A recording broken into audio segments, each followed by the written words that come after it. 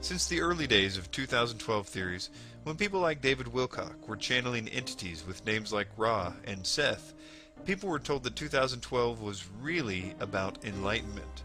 This idea is one that we are supposed to believe. Yes, I know this is a bit of an insult to those who think that they have uncovered the idea that 2012 is really about a consciousness shift or spiritual evolution as opposed to some doomsday situation through their diligent research. Well, I'm sorry to burst your bubble, but this has been the line even back when 2012 enlightenment was supposed to have occurred in 2000. It was pushed back to 2012 after it didn't happen. Nowadays, it would be very difficult to find a 2012 website that doesn't make the claim similar to the following. Many people think that 2012 was about the end of the world, but that's what stupid people think. We smart people know that it is really about a great cosmic shift in consciousness. Okay, they might be a little more subtle than that, but what I'm trying to say is that you think you're the only one who knows that 2012 is supposed to be about spiritual evolution, but this is what you were meant to think all along.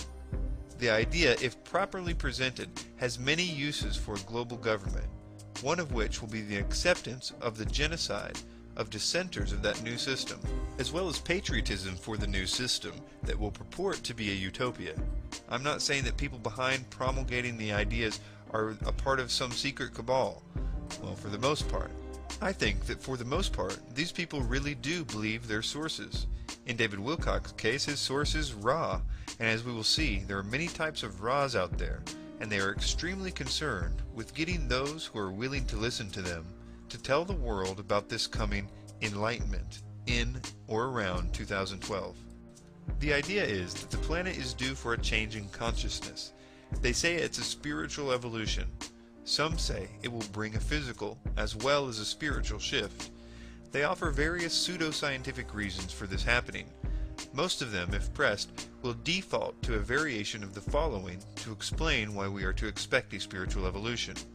That a vibrational change, which is supposed to be due to the solar system entering a certain nebula in or around 2012, will cause us to raise our vibration and thus change us into new spiritual beings. I covered this theory in depth in my video Michael Tsarian is Wrong, 2009, a debunkumentary, where I found that not only are we moving away from the star system where this nebula supposedly is, but to suggest that the solar system passes through anything at all as a result of the 26,000-year precession cycle requires a fundamental misunderstanding of the precession cycle, which has nothing to do with the solar system's position in the galaxy, and therefore could never tell you when the solar system was going to enter a nebula, no matter how well that you understood it. It simply does not, and never will, have anything to do with that. And even if they meant to tell us that they were referring to the 250 million year cycle of the solar system's revolution around the galaxy, then, in addition to all the problems with what I'll call the precession version of enlightenment, you are also expecting people to believe that nebulas somehow are made up of captured light particles or photons, as opposed to dust, gas, and plasma. This is a logical fallacy in itself, as light by its nature is moving rather rapidly and doesn't gather in nebulas or anywhere else. And even this is assuming that light somehow is known to cause spiritual enlightenment. But there is absolutely no reason to think this, even if nebulas were made up of light, which they are not. The whole thing is based on logical impossibilities.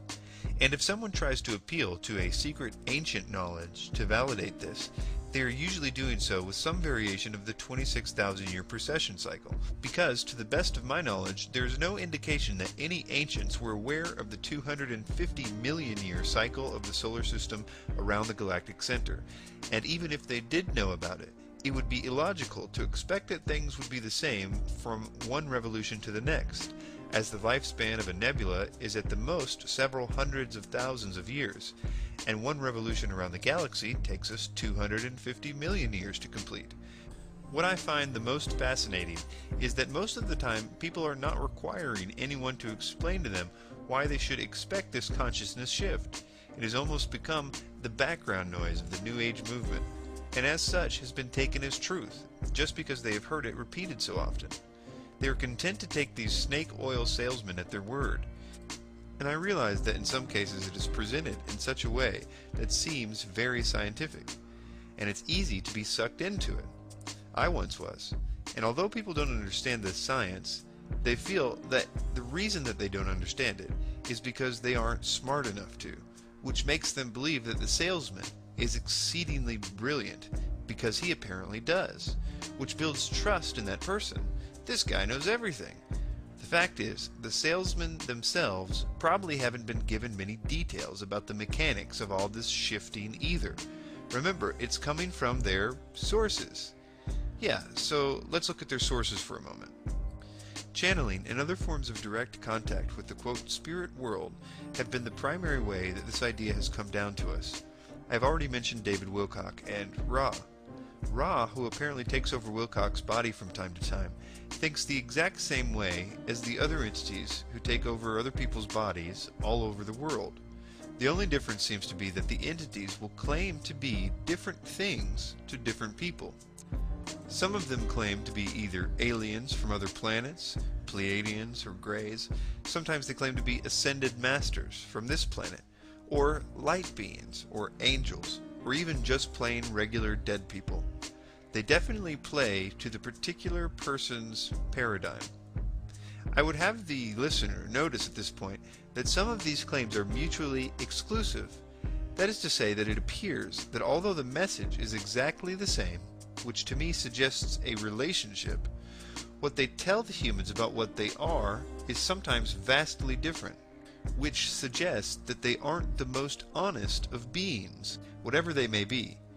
The following is a typical example of something found all over the internet, of people being almost forced to tell the world about this 2012 enlightenment by these beings. In this example, she is in contact with, quote, star people. So you may be wondering then why I'm creating a 2012 blog. I was asked during an alien channeling late in the night, then nudged during meditations back home in Oakland, California, then told with loud clarity while driving through an amazingly strong vortex by the Trinity River. And now, since I didn't take the other 3 blatant hints, I am being pushed to do so now. Alright already, I'm doing it. And, actually, I am happy and excited about it, because it just feels like the timing is perfect. Also, I have noticed so many people getting worked up about gloom and doom with 2012. I feel it is part of my mission to raise awareness. 2012 is certainly not a catastrophic event, rather a beautiful, highly enlightening shift to a high vibrational acceleration into a very high dimensions. It is ascension at its all-time best. There are literally hundreds of such cases, each one feeling obligated to share this message to the world after their supernatural encounters. In fact, much of the Enlightenment movement was started by people who admit their work is in some cases directly dictated to them from these entities. Take David Icke, for example, one of the best-known proponents of a coming spiritual awakening in 2012. Much of his own testimony is one of, quote, extra-dimensional entities telling him to write books on this. He claims that much of his early research was given to him directly from them. The same is true with the birth of the New Age movement itself, through H.P. Blavatsky and Alice Bailey, who claim to have been given their teachings by, quote, ascended masters, or humans who apparently have achieved this state of enlightenment. For those that haven't actually channeled any entities or had the displeasure of being abducted and indoctrinated by one, there are many people out there that simply consult the spirit world with tarot cards or some other means of getting information from spirits. The fact is, this whole idea has been given to us by the spirit world, almost without exception. And the most intriguing thing to me about it is that the spirit world either knows very little about astronomy and science, yet feels obligated to tell us what they think that they know about it, or they have another agenda that we haven't figured out yet about 2012 and enlightenment, and it is necessary to lie about who or what they are for some reason. So how will this idea of spiritual enlightenment lead to genocide? Very easily, given the proper circumstances. And it is my belief that the proper circumstances are in fact being planned. I understand that what I'm about to say seems impossible at the moment, but I think that the world will be a very different place by 2012, and many weird things will be engineered to happen between now and then. This will be because there is an agenda that will greatly benefit from the masses believing themselves to be bucking the old system in favor of a new, spiritually enlightened one. First, let's look at some verbiage associated with the supposed coming enlightenment. Notice especially the view of those that do not wish to be enlightened, or those that simply will be unable to advance to the higher level like everyone else. There's a lot of talk about the need to eliminate one group in order for the rest of the world to progress into this new, promised spiritual utopia. Michael Tsarian said the following, "And that end date of 2012 signals major changes, positively, for consciousness. Again, as I repeat, before you can have the light, or when you have a bright light, the first thing you notice is the dirt. The survivors are those who can adjust their consciousness and mentality to the nonviolent movement of nature and synchronize their psyches with the universal meta-theme, having the fates conspire to augur in cataclysmic external and internal events in order to undermine the rotten edifice that we stand worshipping and bring it crashing down around us. As this photonic light gradually intensifies, most people's consciousness are going to rebel, as we all do when a bright light is shined in our face. We turn away and cover our eyes. We may even strike out at those holding the light towards us. Those few that can face this light and who are prepared for it will be guided, given their healing, and able to live their dreams. But these few will have to be deeply able to understand what's happening to those around them in order to be defended against the worst effects of this irregular but radical change." David Icke, another person who thinks that the 26,000-year precession cycle will somehow pass the Earth through a light nebula in 2012, says the following, "Then we can go into a stage 2, which is an incredible consciousness shift which is going to happen, and is happening for many people already, but it can happen for everyone if we open up to the knowledge of what's going on, and to do that, the edifice of oppression must go. And the second is not going to happen for many people unless we remove the edifice of suppression. Because many people are going to think, what the heck is going on? And they're going to go through this great change in a complete fog of what's happening. Fear, oh my goodness, what's happening? Two things to do here. One is to start focusing on how the world is controlled, identifying it, removing it. Secondly, we can all concentrate on the transformation spiritually that is unfolding in the year 2012 and beyond." The following is a random channeling session that I pulled from the internet. It says, "There is an extraordinary divine alchemy also happening with your planet and humanity as it experiences this karmic transmutation. The roots of the new human evolution are taking hold. Through the changes that will occur in your lives and in your world over the next years, a human society of oneness will indeed be birthed. If there is no change, no upheaval, which causes the old ways and systems to be evaluated and dispensed with, then no evolution is possible." Icke and Tsarian and all the 2012 proponents go on at length to tell us why we need to evolve from the spiritual state that we are currently in. It's more of the tired old line that all the problems of the world were caused by religions, and that religions, especially the Christian one, is the greatest enemy of enlightenment. This is the idea that I explain in my video, Religious Wars, Fact or Fiction, that is also a piece to this complicated web of indoctrination we are all going through. The sum of the video is that it was never true believers of any religions that caused wars, but instead it was the governments who, through controlling education systems, perverted religious teachings so that they could get their people to fight wars for them. In fact, that's the reason why the Bible was kept from Christian after Rome took over Christianity. Because true Christian teaching has literally no place for anything but absolute peace and love for your enemies. And that concept is not good for governments that love war. So I will now stop beating around the bush and tell you what I think is going to happen, and how it will lead to genocide. Keep in mind, this is my opinion, and I'm still working on it. And I'm sure that many of the details that I will propose about how we will get there are going to be wrong. But we will get there. A major war will be set up by those that have the power to make things like that happen. I think there will be an effort to make this war seem like the same war prophesied at the end of the Bible, in order to give credibility to their next move. There will also be, before that, an effort in the coming years to make a man seem like the biblical Antichrist. They will make it look like he has made a peace agreement with Israel and the whole bit. They will put him in charge of some quasi-global government, maybe the UN or the EU. This system and man will essentially be the fall guy. They will be destroyed to make what comes after them seem like the prophesied utopia. The culmination of this system will be a nasty war in the midst of terrible economic devastation. Basically everything that can be engineered to go wrong will be going wrong at that time. It is my belief that they're going to make this be around 2012, and possibly even December 21st, 2012. But it doesn't have to be. It just needs to be close to that date for it to work for them. An event will happen that they will control that will activate all the years of indoctrination that we have been subjected to over the last few years. The following could happen a number of ways, but many things will be accomplished with it. I have hypothesized in the past that it could be done with a false alien manifestation, where we are all saved from ourselves, just in the nick of time, by them. And I still think it will have something to do with this, i.e. extraterrestrials. One of the reasons is because it would also activate some of our other programming at the same time, namely that we have been, in the same manner as 2012, taught to think that alien existence equals no God. And so it would help us to go into the new system united with a new belief about our origins, as well as a worldwide rejection of God. This will be important later.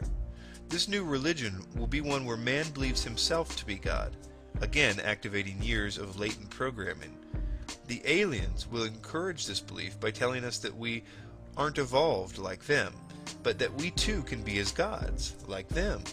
And I will eat my hat if it is not claimed that they genetically created us, because that idea would finally give evolutionists a way to temporarily explain the DNA code, and the world would embrace this as a scientific truth. This is of course until someone asks the question, well, who created their DNA? The DNA code currently frustrates an honest evolutionist because the code betrays design. This would also be the best possible solution to the national sovereignty problems that a world government has had, as we would willingly give up our flags and constitutions, as we would now believe ourselves to be a part of a new galactic family, making national sovereignty obsolete. There is one more ingredient that will be added to the mix. This is the one that you will, if you understand theosophy, know that any utopia can't be complete without, i.e., the world teacher. In addition to the stated objectives, as of 1889, Helena Blavatsky purportedly had told a group of theosophical students that the real purpose of establishing the society was to prepare humanity for the reception of the world teacher when he appeared on Earth. This was repeated again, more publicly, by Annie Besant in 1896, 5 years after Blavatsky's death. In Blavatsky's own writings, the only reference to a similar idea indicated that it would not be for at least a century. The world will believe that an ancient avatar, or God, has returned to save them from themselves.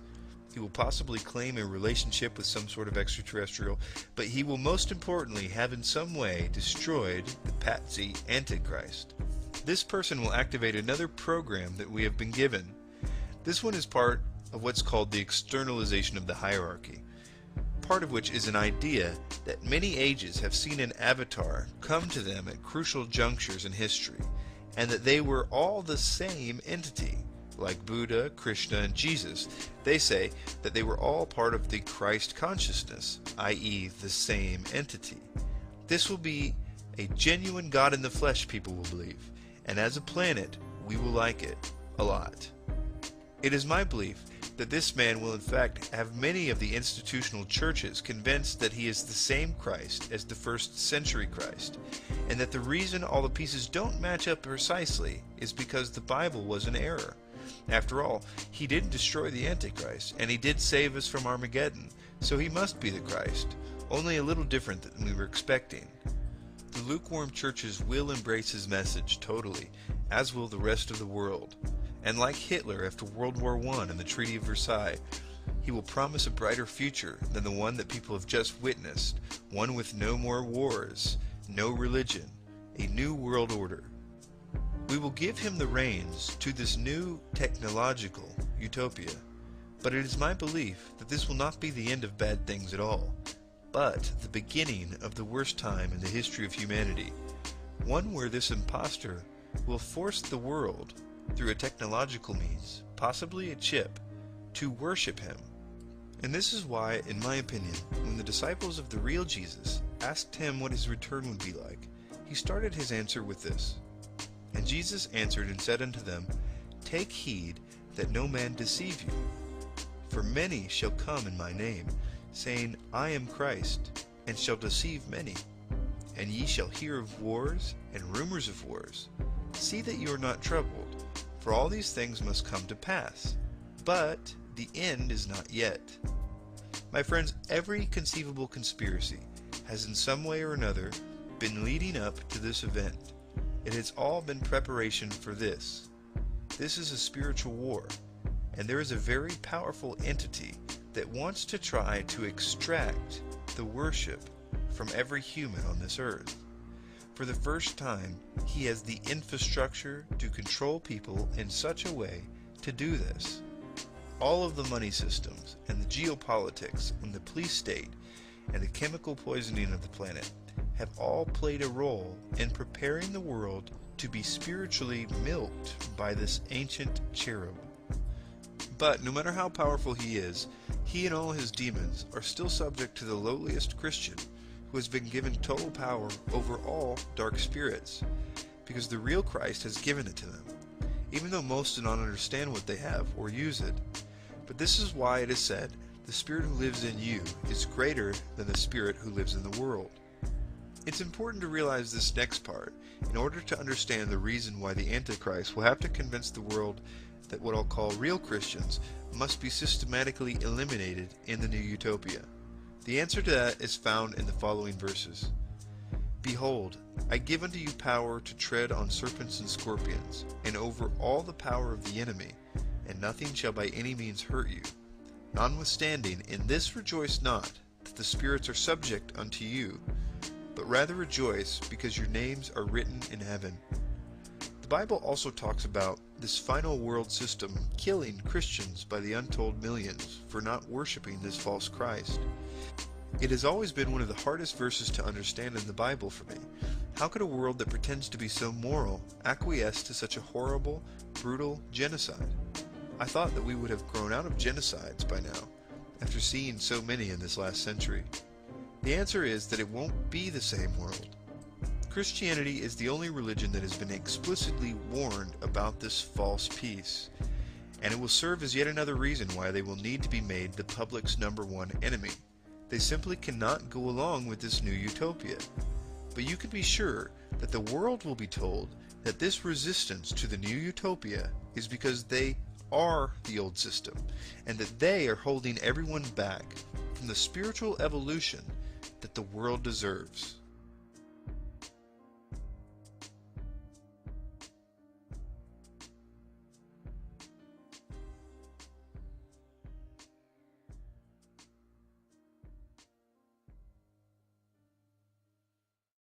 The planet is due for a change in consciousness. They say it's a spiritual evolution. Some say it will bring a physical as well as a spiritual shift. They offer various pseudo-scientific reasons for this happening. Most of them, if pressed, will default to a variation of the following to explain why we are to expect a spiritual evolution. That a vibrational change, which is supposed to be due to the solar system entering a certain nebula in or around 2012. Well, I'm sorry to burst your bubble, but this has been the line even back when 2012 Enlightenment was supposed to have occurred in 2000. It was pushed back to 2012 after it didn't happen.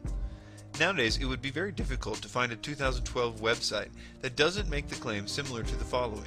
Many people think that 2012 was about the end of the world, but that's what stupid people think. We smart people know that it is really about a great cosmic shift in consciousness. Okay, they might. Since the early days of 2012 theories, when people like David Wilcock were channeling entities with names like Ra and Seth, people were told that 2012 was really about enlightenment. This idea is one that we are supposed to believe. Yes, I know this is a bit of an insult to those who think that they have uncovered the idea that 2012 is really about a consciousness shift or spiritual evolution as opposed to some doomsday situation. Through their diligent research, people behind promulgating the ideas are a part of some secret cabal. Well, for the most part. I think that for the most part, these people really do believe their sources. In David Wilcock's case, his source is Ra, and as we will see, there are many types of Ra's out there, and they are extremely concerned with getting those who are willing to listen to them to tell the world about this coming enlightenment in or around 2012. The idea is that the plan might be a little more subtle than that, but what I'm trying to say is that you think you're the only one who knows that 2012 is supposed to be about spiritual evolution, but this is what you were meant to think all along. The idea, if properly presented, has many uses for global government, one of which will be the acceptance of the genocide of dissenters of that new system, as well as patriotism for the new system that will purport to be a utopia. I'm not saying that